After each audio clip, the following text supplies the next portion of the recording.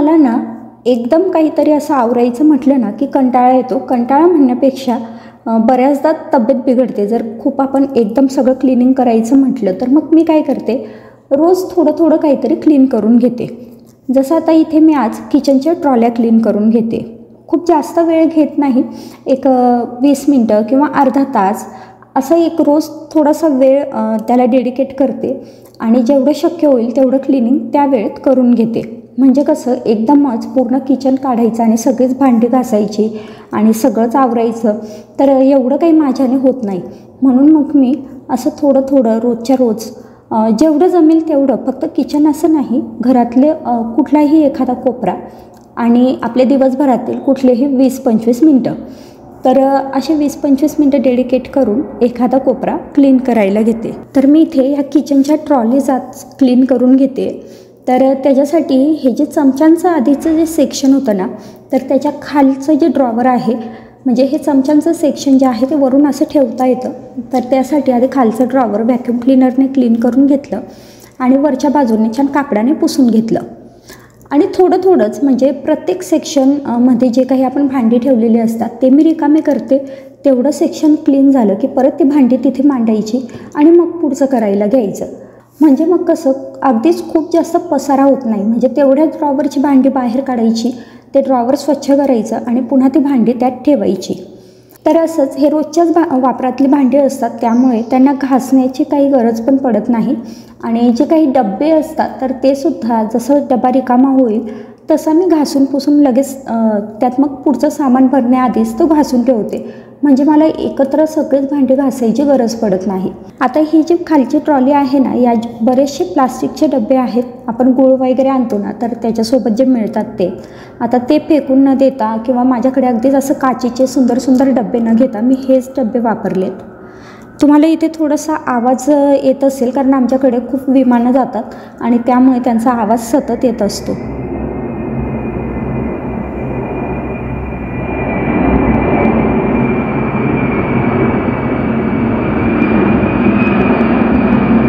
आणि हा आवाज थांबवून रेकॉर्डिंग करायचं म्हटलं तरी पण शक्य नसतं, कारण प्रत्येक 15-20 मिनटाला एक विमान जातच जातं आणि मग ते थांबवून करायचं म्हटलं की मग म्हणजे प्रयत्न असतो की तो आवाज नको यायला, पण तरी बऱ्याचदा हा आवाज अधूनमधून येत असतो.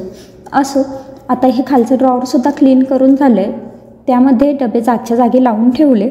डबे काढल्यानंतर ना ते लावण्याची ती मोठी गंमत असते बघा.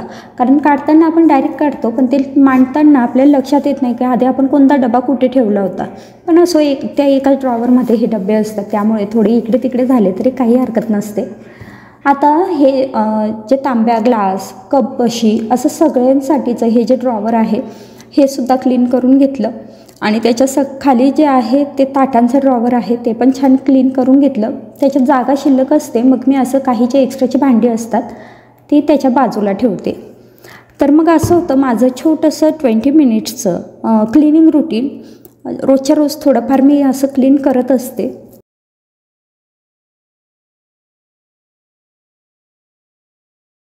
आज मी ही तांब्या पितळाची भांडी घासायला काढलेली आहेत. तर पितांबरीने सुद्धा मी बऱ्याचदा ही भांडी घासते, पण पितांबरीने घासताना काय होतं, भांडी घासायला वेळ लागतो आणि दुसरं म्हणजे तो जो पितांबरीचा वास असतो ना तो हातावरती राहतो, म्हणजे तो लवकर जातच नाही. असतो छान वास, पण खूप वेळ जरी हातावर राहिला तर तो जरा उग्र वाटायला लागतो आणि भांड्यांनासुद्धा त्याचाच वास येतो. पुन्हा किचनमध्ये त्या किचन ओट्यावरती जिथे आपण भांडी घासतोय तिथेसुद्धा तो वास येतो. तर त्यामुळे मी बऱ्याचदा पितांबरी वापरायचं टाळते आणि असे एक सोल्युशन बनवून घेते. यामध्ये मी काय टाकलं आहे, 1 चमचा सिट्रिक ॲसिड टाकायचं, 1 चमचा मीठ आणि 2 चमचे जे आपलं भांड्यांचं लिक्विड असतं बघा, विम लिक्विड म्हणा किंवा कुठलंही लिक्विड, तर ते 2 चमचे टाकायचं आणि थोडं पाणी ॲड करायचं. म्हणजे जे आपलं सिट्रिक ॲसिड आणि मीठ आहे ते पाण्यात विरघळेल इथपर्यंत. आणि हे जे सोल्युशन आहे हे आता भांड्यांना लावलं की भांडी लगेच चकाचक होतात, म्हणजे अगदी खूप घासण्याची गरज पडत नाही. मी आता हा तांब्या घासून दाखवते.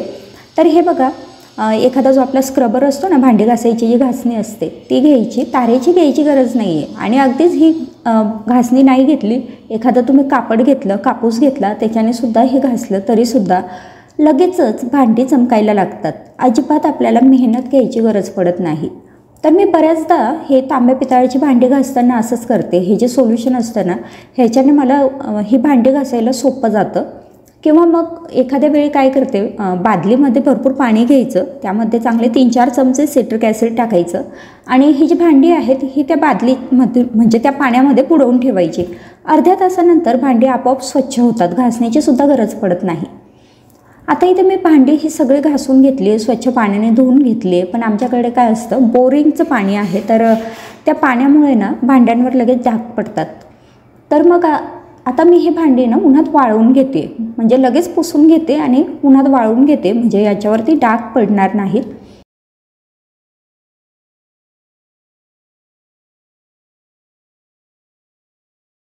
तर आज मला ना किचन क्लीन करून घ्यायचं होतं. तर त्यासाठी सगळ्यात आधी तर सुरुवात कुठून करावी हा मोठा प्रश्न असतो. म्हटलं किचनची जी मेन खिडकी आहे तिच्यापासून सुरुवात करावी, म्हणजेच एक्झॉस्ट फॅनपासून. कारण हा एक्झॉस्ट फॅन आहे ना एवढा खराब होत राहतो, म्हणजे मला दर महिन्याला हा स्वच्छ करून घ्यावाच लागतो. आधीच्या घरात एक्झॉस्ट फॅन थोडासा लांब होता, म्हणजे गॅसपासून थोडा लांब होता, तर तो एवढा खराब व्हायचा नाही. पण ह्या घरामध्ये आल्यापासून ना हा अगदी गॅसच्या वरती आहे, तर खूप जास्त प्रमाणात घाण व्हायला लागतो. तर दर महिन्याला हा डीप क्लीन करून घ्यावा लागतो बरं का. तर हा फॅन क्लीन करण्यासाठी ना एक किचन क्लिनिंग नावाचं काहीतरी सोल्युशन येतं पहा. तर ते ह्याच्यावरती टाकते, त्याचा फेस होतो आणि थोड्या वेळानंतर ही छान पुसून घेते, म्हणजे घासून किंवा पुसून घ्यायचं, म्हणजे छान फॅन क्लीन होऊन जातो. आणि त्यानंतर लगेच ही किचनची जी मेन खिडकी होती तीसुद्धा क्लीन करून घेतली आणि एक पार्ट किचनचा क्लीन करून घेते, म्हणजे कसं काही सुटायला नको. अगदी डीप क्लीन असं करत नाही आहे, पण वरवरती जे आपले फ्रंटला म्हणजे सुरुवातीला जे काही डोळ्याला दिसतं आहे तेवढे भाग फक्त क्लीन करून घेते. आणि डीप क्लिनिंग जी असते ती 2-3 महिन्यातून एकदा करते. किंवा मग म्हणजे मोस्ट ऑफ टाईम मी काय करते की कुठल्या तरी किचनचा एखादा छोटासा पोर्शन घेते आणि तो डीप क्लीन करून घेते. रोज 20 मिनटाचं असं मी शेड्यूल ठेवलेलं असतं. त्या 20 मिनटामध्ये काहीतरी घरातलं कुठला तरी एक कोपरा घेते आणि तो क्लीन करून घेते. तर आता इथे ही जी काच आहे ही सुद्धा बऱ्यापैकी खराब झालेली होती. आमच्याकडे काय आहे ना सध्या खूप कन्स्ट्रक्शन चालू आहेत आजूबाजू, तर एवढी धूळ येत राहते.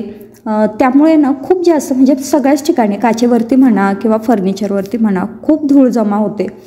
आणि ते रोजच्या रोज क्लीन थोडीफार आपण करतो, पण एवढीच सगळ्या म्हणजे सगळे जे काही घरातले कानेकोपरे आहेत ते आपल्याला रोजच्या रोज काही क्लीन करता येत नाही. तर त्यामुळे 2-3 दिवसातून 5-6 दिवसातून जसा एखाद्या कोपऱ्याचा नंबर येतो तसं ते क्लीन करून घ्यावं लागतं. आणि हे पहा, हे माझं सगळ्यात महत्त्वाचं यूट्यूबकडून मिळालेलं माझं सिल्वर प्ले बटन घरानीती ह्या चॅनलसाठी, त्याला मी किचनमध्येच लावलं आहे आणि ते सुद्धा क्लीन करून घेतलं. त्यानंतर हे जिन्याखाली ना आम्ही एक असं स्टोरेज बनवून घेतलं आहे, याचीसुद्धा एक टूर तुम्हाला देईनच. तर हे सुद्धा ह्याचे जे डोर्स आहेत तर ते सुद्धा मी क्लीन करून घेतले. आता हे क्लीन करण्यासाठी ना कोलिन वगैरे नाही वापरते मी, कारण त्याचा खूप जास्त वास येतो. तर मी काय करते, थोडं पाणी घेते आणि त्यामध्ये आपलं जे भांड्यांचं लिक्विड असतं ना ते टाकायचं, थोडासा सोडा टाकायचा आणि थोडंसं ते पाणी ह्या फर्निचरवरती थोडं स्प्रे करून घ्यायचं आणि एखाद्या छान सॉफ्ट कापडाने हे पुसून घ्यायचं. तर मी एवढंच करते, कारण कोलिन म्हणा किंवा बाकीचं जे काही जास्त डार्क वास असणारे जे स्प्रे असतात ते मला फारसे आवडत नाही, कारण नंतर मग खूप वेळपर्यंत तोच वास नाकातही असतो आणि घरातही तोच वास येत राहतो. तर मग त्यामुळे थोडंसं माइल्ड असं सुगंध असलेले जे काही सोल्युशन असेल, जेवढं घरच्या घरी करता येईल तेवढं करून घेते. आणि आता जिन्याखालचं सगळं जे स्टोरेजचं होतं ते क्लीन झाल्यानंतर किचन ट्रॉलीचा नंबर, किचन ट्रॉलीसुद्धा अशाच वरवरती क्लीन करून घेते, कारण ह्या अधूनमधून डीप क्लीन होतच असतात. आणि डीप क्लीन करताना मी काय करते की रोजचं असं कुठला तरी एक ड्रॉवर घ्यायचा आणि तो सगळ्यात छान क्लीन करून घ्यायचा, म्हणजे मग जास्त एकदमही लोड येत नाही. आणि खरं सांगायचं तर मला एकदम हे सगळं स्वच्छ करणं काही जमत नाही आणि खूप जास्त एक्झर्शन केलं की मी आजारी पडते, म्हणून मग खूप जास्त असं मी क्लीन करत नाही. हां, हे जेव्हा फक्त फर्निचर पुसायची वेळ असते त्या दिवशी मात्र पूर्ण किचनचं जेवढं काही फर्निचर असेल सगळं पुसून घेते, अगदी फ्रीजपासून सगळंच इथे पुसून घेतलेलं आहे. आणि आता सगळ्यात शेवटी नंबर आला गॅसचा, कारण तोपर्यंत हे वरून सगळी जी काही धूळ उडणार होती, जे काही पुसण्याचं म्हणजे पाणी वगैरे उडणार होतं ते सगळं गॅसवरती आलं असतं, म्हणून मग त्याचा नंबर सगळ्यात शेवटी, गॅस आणि जो किचन ओटा आहे, प्लॅटफॉर्म आहे, त्याचा नंबर सगळ्यात शेवटी येतो. आणि इथे आता मी गॅससुद्धा छान क्लीन करून घेतलेला आहे. गॅस तर काय आपण रोजच क्लीन करतो, त्यामुळे त्याला काही डीप क्लिनिंगची अशी फारशी आवश्यकता नसते. पण आता हे सगळंच क्लीन केल्यानंतर गॅसवरती धूळ जमा झाली होती, ती क्लीन करून घेतली. आणि पहा आता किचन इथे हे चकाचक झालेलं आहे. छान असं थोडंसंच, म्हणजे खूप जास्त काही मेहनत घेतलेली नाही आहे. फक्त एक जे समोरून दिसणारे दर्शनीय भाग होते ते सगळे फक्त छान क्लीन करून घेतले आणि तरीसुद्धा किचन छान स्वच्छ झालं आहे.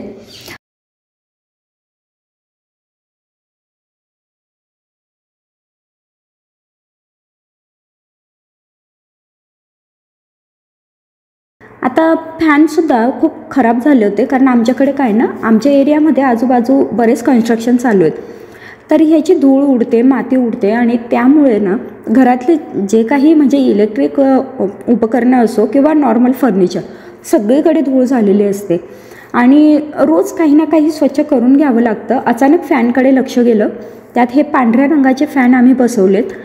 तर बघितल्याबरोबर वाटलं अरे बापरे, बरीच इथे धूळ तयार झाली आहे. तर चला म्हटलं ही आपण स्वच्छ करून घेऊ. तर ही धूळ स्वच्छ करण्यासाठी काय, आमचं जे सिलिंग आहे ते जवळपास 10 ते 11 फुटावर आहे आणि तिथे स्टूलाने म्हणजे स्टूल घेऊन हा फॅन पुसायचा म्हटलं तर काही शक्य नसतं. म्हणून आम्ही काही दिवसापूर्वी हे असं एक टूल मागवून घेतलेलं आहे, ज्याला लांब अशी दांडी आहे आणि पुढे हे मायक्रोफायबरचं कापड लावलेलं आहे, ज्यामुळे फॅन असो किंवा फर्निचर असो अगदी व्यवस्थित पुसलं जातं. आणि हे जे पुढे कापड आहे ना, ह्याच्या आतमध्ये तार आहे, तर त्यामुळे आपल्याला हवा तो आकार ह्याचा करता येतो. तर इथे फॅनमध्ये अडकेल अशा पद्धतीने याचा आकार आम्ही करून घेतला आणि आता हा फॅन छान पुसून घेते. थोडीशी मेहनत लागते, कारण हा फॅन पुसताना काय होतं, फॅन सारखा गोल गोल फिरायला लागतो. तर मग आपल्याला थोडंसं पेशन्सने हे काम करावं लागतं. थोडं इरिटेटिंगही होतं, कारण आपण पुसायला जातो आणि फॅनचं पाता आहे ते सारखं पुढे जातं. तर पण ठीक आहे, अगदी स्टूलावर उभं राहून हा फॅन पुसायचा म्हटलं म्हणजे काही शक्य नाही आहे. ती जी ॲल्युमिनियमची शिडी येते बघा, तीसुद्धा खूप मोठी शिडी असेल तरच शक्य होतं, पण एवढ्यावरती चढून आपल्यालासुद्धा भीती वाटते. तर त्यामुळे हे बरं आहे, ह्याच्याने काय असतं की आपल्याला जमिनीवर उभं राहूनच वरचे फॅन पुसता येतं आणि फॅन अगदी 2-3 मिनटात पुसून होतो. गॅलरीमध्ये हे जे झाडं ठेवलेली होती, तर झालं आहे असं की सध्या ऊन एवढं वाढलं आहे की ह्या झाडांची ना पानं अशी खराब व्हायला लागली होती. हे बघा, तर सगळ्याच झाडांना तसं होत होतं. म्हणजे जे पण आम्ही इथे बाल्कनीत जे झाडं ठेवली होती ना, कुंडींमध्ये लावलेली बरं का, जमिनीत जी लावली आहे त्यांना काही प्रॉब्लेम नाही आहे. पण ही जी कुंडीत झाडं लावली आहेत ती ॲक्च्युली ती आहेत इनडोअर प्लांट, पण आमच्याकडे एवढी इनडोअर प्लांट्स आहेत की घरातही आम्ही भरपूर झाडं ठेवली आहेत, म्हणून मग ही झाडं आम्ही इकडे बाल्कनीत ठेवली होती. पण त्यांची आता सगळ्यांची पानं खराब व्हायला लागली होती, म्हणून म्हटलं यांना आपण पुन्हा कुठेतरी शेडमध्ये ठेवूया. तर आम्ही टेरेसवरती इलेक्ट्रिक सोलर बसवून घेतलं, म्हणजे सोलर पॅनल आहे, तर त्याच्या खाली छान सावली असते. म्हटलं मग आपण ही झाडं ना सगळे, आता उन्हाळा आहे तोपर्यंत तिथे शिफ्ट करूया त्या सावलीमध्ये. तर मग त्यासाठी ही सगळी झाडं आम्ही आता वरती टेरेसवरती नेतो आहे आणि तिकडे छान ते सोलर पॅनलची जी शेड आहे तिथे ठेवू, म्हणजे मग यांना सकाळचं जे कोवळं ऊन आहे ते मिळेल आणि दुपारनंतर तिथे छान सावली येते, तर त्यामुळे झाडंसुद्धा खराब होणार नाहीत. आणि आलटून पालटून ही झाडं आम्ही घरामध्ये ठेवतो, कारण आमच्याकडे हे जे सगळे इंडोर प्लांट्स आहेत हे आम्ही तिकडे फ्लॅटमध्ये राहत होतो तेव्हा घेतली होती. तर आता इथे जमिनीतही बरीच झाडं लावली आहेत, त्यानंतर घरातही प्रत्येक रूममध्ये वेगवेगळ्या ठिकाणी झाडं ठेवलेली आहेत. तर अशी ही झाडं आता इथे शेडमध्ये आम्ही ठेवलेली आहेत. हे जे वेल एक होता, मनी प्लांट नाही आहे, हा वेगळाच काहीतरी वेल आहे, तर तोसुद्धा हे सोलरच्याच एका दांडीला अडकवून दिला. आणि त्यानंतर येऊन पाहिलं तर गॅलरीची अवस्था ही झालेली होती, कारण रोज काय होतं ना, पाणी वगैरे त्या झाडांना टाकलं जातं, पण आम्ही ना ते झाडं ठेवण्यासाठी असं काही इथे स्टँड वगैरे करून घेतलेलं नाही आहे. तर त्यामुळे झाडांना पाणी टाकल्यानंतर जे थोडंफार माती असेल किंवा पाणी जे गळून येतं त्या कुंडीतनं, तर ते असं ह्या गॅलरीमध्येच साचतं. आपण एरवी काय करतो, मग धुताना जेवढा भाग रिकामा असेल तेवढा तर स्वच्छ करून घेतो, पण जिथे हे झाडं ठेवलेली होती तो भाग काही स्वच्छ व्हायचा नाही. मग आज झाडं जेव्हा शिफ्ट झाली तेव्हा म्हटलं चला आता ही गॅलरी अगदी स्वच्छ धुवून काढावी. आणि हे बघा आता इथे बाल्कनीमध्ये ना 2-3च फक्त झाडं ठेवली आहेत.